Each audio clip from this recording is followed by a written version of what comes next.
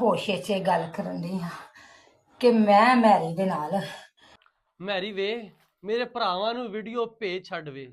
ਤੇ ਕਿੰਨਾ ਕਿੰਨਾ ਭਰਾਵਾਂ ਨੂੰ ਹਾਲੇ ਤੱਕ ਵੀਡੀਓ ਨਹੀਂ ਪਹੁੰਚੀ, ਸਾਰੇ ਬੰਦੇ ਕਮੈਂਟ ਕਰੋ। ਮੈਂ ਤੁਹਾਨੂੰ ਪੂਰੀ ਵੀਡੀਓ ਇਸ ਵੀਡੀਓ ਦੇ ਵਿੱਚ ਦਿਖਾ ਦੇਣੀ ਆ, ਵੀਡੀਓ ਦੇ ਵਿੱਚ ਕੀ ਹੁੰਦਾ ਰਿਹਾ ਤੇ ਹਮੈਰੀ ਦਾ ਕੀ ਕਾਰਨਾਮਾ ਸੀ। ਪਹਿਲੇ ਇੱਕ ਇੰਡੀਆ ਦੀ ਵੀਡੀਓ ਵਾਇਰਲ ਹੋਈ ਸੀ 19 ਮਿੰਟ ਤੇ ਕੁਝ ਸੈਕਿੰਡ ਦੀ, ਤੇ ਪਾਕਿਸਤਾਨ ਦੀ ਜਿਹੜੀ ਵੀਡੀਓ ਹਮੈਰੀ ਦੀ ਹੋਈ ਨਾ, ਹਮੈਰੀ ਨੇ ਤਾਂ ਜਨਾਬ ਵਰਲਡ ਰਿਕਾਰਡ ਕਾਇਮ ਕਰ ਦਿੱਤਾ ਵਾ। ਤੇ ਹਮੈਰੀ ਦੀ ਜਿਹੜੀ ਵੀਡੀਓ ਵਾ ਨਾ, ਵੀਡੀਓ ਪੂਰੀ ਮੈਂ ਤੁਹਾਨੂੰ ਇਹਦੇ ਵਿੱਚ ਦਿਖਾਣੀ ਆ, ਤੁਸੀਂ ਵੇਖਣੀ ਜ਼ਰੂਰ ਆ। ਜੇ ਤੁਹਾਨੂੰ ਨਾ ਮਿਲੇ, ਕਿਉਂਕਿ ਕੋਈ ਟਿਕਟੋਕ ਦੀਆਂ ਵਾਇਲੇਸ਼ਨ ਵੀ ਹੋ ਸਕਦੀਆਂ ਵਾ, ਤੁਸੀਂ ਮੈਨੂੰ ਇਨਬਾਕਸ 'ਚ ਮੈਸੇਜ ਕਰਨਾ, ਤੁਹਾਨੂੰ ਉੱਥੇ ਵੀ ਮਿਲ ਜਾਣੀ, ਵੀਡੀਓ ਪੂਰੀ ਮਿਲੇਗੀ। ਤੇ ਜਨਾਬ ਜਿੰਨਾ ਭਰਾਵਾਂ ਨੇ ਨਹੀਂ ਵੇਖੀ ਨਾ, ਲਾਜ਼ਮੀ ਮੈਸੇਜ ਕਰੋ ਤੇ ਆਪਣੀ ਆਪਣੀ ਵੀਡੀਓ ਆਪੇ ਵੇਖ ਲਵੋ।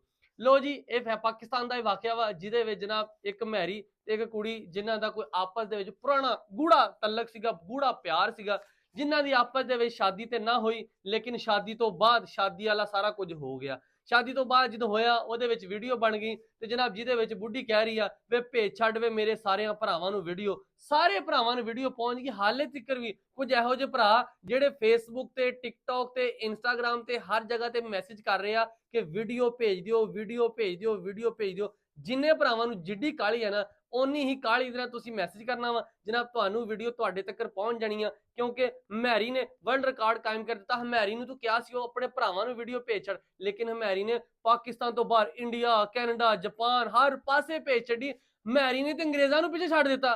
ਅੰਗਰੇਜ਼ਾਂ ਦੀ ਵੀਡੀਓ ਤੁਸੀਂ ਵੇਖਦੇ ਸੀ, ਲੇਕਿਨ ਹਮੈਰੀ ਨੇ ਤੇ ਅੰਗਰੇਜ਼ਾਂ ਨੂੰ ਵੀ ਪਿੱਛੇ ਛੱਡ ਦਿੱਤਾ। ਵਾਹ ਹਮੈਰੀ, ਤੇਰਾ ਪਾਕਿਸਤਾਨ ਦੇ ਵਿੱਚ ਤੇ ਰਿਕਾਰਡ ਹੀ ਕਾਇਮ ਹੋ ਗਿਆ।